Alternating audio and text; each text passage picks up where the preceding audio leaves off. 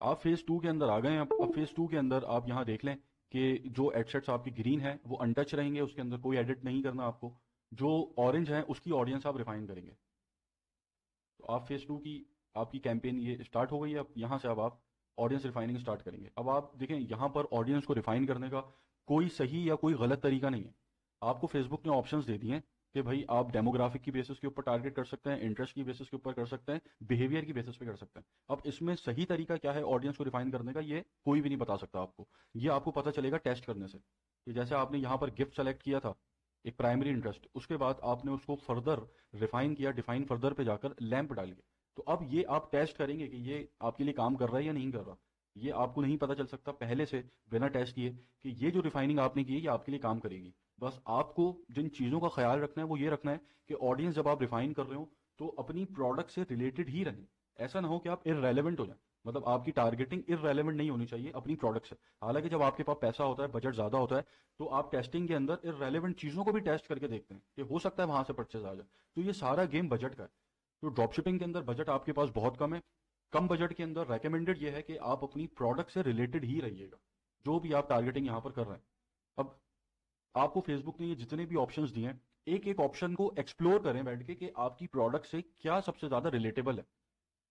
अब जैसे अगर आप शूज बेच रहे हैं, फॉर एग्जाम्पल जूता बेच रहे हैं आप, तो उसके लिए अब आप यहाँ पर जॉब टाइटल्स को सर्च कर सकते हैं, एम्प्लॉयर्स को सर्च कर सकते हैं, डिफरेंट कंपनीज को आप यहाँ पर टारगेट कर सकते हैं। जैसे मैं टारगेट करता हूँ गूगल। ठीक है, अब यहाँ पे जो मैंने टारगेट किया गूगल को, अब ये क्या है कि यहाँ पर वो लोगों के पास मेरा ऐड जाएगा कि जो गूगल में काम करते हैं। तो अगर मैं शूज बेच रहा हूँ या ऐसी फॉर्मल प्रोडक्ट बेच रहा हूँ कि जो लोग ऑफिस पहन के जाते हैं, तो मैं यहाँ पर डिफरेंट कंपनीज को भी टारगेट कर सकता हूँ ताकि उनके एम्प्लॉयर्स के पास मेरा ऐड जाए। तो अब ये आप बैठ के खुद यहाँ पर अपनी प्रोडक्ट को सामने रख कर अपनी टारगेटिंग करेंगे। ऑप्शंस मैंने आपको बता दी कि ये ऑप्शंस अवेलेबल हैं। सही ऑप्शन क्या है, गलत ऑप्शन क्या है, ये आपको कोई भी नहीं बता सकता। तो आप अपनी प्रोडक्ट को ऊपर सामने रखें, डेमोग्राफिक के अंदर एक एक के अंदर जाकर घुसें और सोचें कि आपकी प्रोडक्ट कौन खरीद सकता है। तो ऑडियंस रिफाइनिंग आप ऐसे ही करेंगे। तो यहाँ पर आप आपके जो एडसेट हैं वो तीन एडसेट हैं कि जिनको आप रिफाइन कर रहे हैं। तो अब यहाँ आप इसकी रिफाइनिंग करेंगे। एडसेट आपका वही रहेगा जो आपका था वीडियो नंबर 3, इसके अंदर कोई चेंज नहीं आएगा। ठीक है। तो ये जो आपकी कैंपेन चलेगी, अब ये कैंपेन आपकी चलेगी 3 दिन तक। इस कैंपेन का जो आप चलाएंगे वो चलाएंगे 3 डेज। तो अभी तक यहाँ तक आपके 11 दिन पूरे हो गए और यहाँ पर आप 3 दिन चलाएंगे। अच्छा, कैंपेन को जब आप पब्लिश कर देंगे, चलिए हम इसको पब्लिश कर देते हैं। जब आपकी कैंपेन पब्लिश हो जाएगी तो फिर पब्लिश होने के बाद आप ए बी टेस्ट के अंदर आएंगे। तो फेज टू का जो स्टेप नंबर 1 था वो ये था कि आपने फेज टू पे अपनी कैंपेन को रिफाइन कर लिया। स्टेप नंबर 2, अब आप ए बी टेस्ट का बटन आपको यहाँ पे नजर आएगा, इसके ऊपर क्लिक करेंगे। इसके ऊपर क्लिक करने के बाद आपके पास ये इंटरफेस खुलेगा। गेट स्टार्टेड पे क्लिक करेंगे। सेकंड ऑप्शन पे आएंगे, अनदर एग्जिस्टिंग ऐड, नेक्स्ट करेंगे। और यहाँ पर अब आप अपनी आपके पास दो ऑप्शन होंगे, कैंपेन को या फिर एडसेट को। आप ए बी टेस्ट कर सकते हो। यहाँ पर हम एडसेट को ए बी टेस्ट कर रहे हैं, कैंपेन को नहीं कर रहे। तो आप यहाँ एडसेट को सेलेक्ट करेंगे और एक एक करके अपने तीनों एडसेट को आप, सॉरी, 5 के 5 एडसेट को आप कर लेंगे। 1, 2, 3, 4 और 5।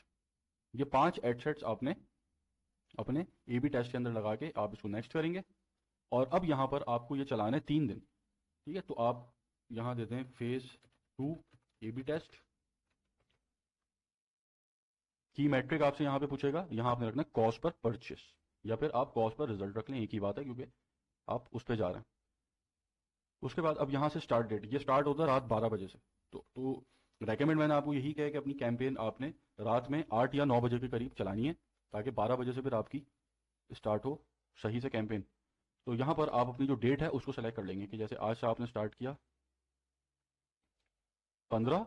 जैसे अगर आज 14th है तो ये रात 12 से स्टार्ट होता है, तो आप यहाँ 15 सेलेक्ट कर लेंगे। 15 का दिन, 16 का दिन, 17 का दिन। तो आप 17 के ऊपर आ जाएंगे।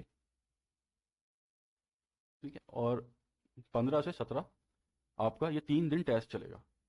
इसको आप ऑफ रख दीजिएगा। कि यहाँ पे पूछ रहा है कि अगर आप टेस्ट को एंड कर दें कि अगर विनर फाउंड हो जाए, तो आपने ऐसा नहीं करना, इसको आपने ऑफ रखना है। और आप यहाँ क्लिक कर देंगे पब्लिश टेस्ट के ऊपर। अब ये आपका टेस्ट पब्लिश हो जाएगा। तो आपका ये टेस्ट जब 3 दिन चल जाएगा तो फिर ये आपको विनर बताएगा, जो कि आप एक्सपेरिमेंट्स के टैब के अंदर आकर देखेंगे, जो हमने इनिशियल सेशंस के अंदर डिस्कस किया था। मैं आपको उसका ए बी टेस्ट का एक सैम्पल दिखा भी दूंगा, एक रियल कैंपेन का। तो आप एक्सपेरिमेंट्स के ऊपर जाएंगे तो वहाँ आपको फिर ये बता देगा कि 3 दिनों के अंदर ये जो आपके एडसेट्स हैं इसमें से कौन सा एडसेट विनर है, या आपको फेसबुक बता देगी कौन सा एडसेट विनर है इसमें आपका।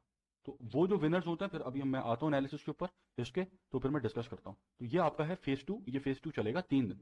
तो अभी तक आपने 7,500 मल्टीप्लाई बाय 3 डेज, तो ये आप 22,500 और इसके ऊपर स्पेंड करेंगे। तो अभी तक की आपकी जो स्पेंडिंग हो गई है अराउंड 1,22,500, इतना अभी आप स्पेंड कर चुके हैं। और आपके जो डेज गुजर चुके हैं वो 14 दिन गुजर चुके हैं।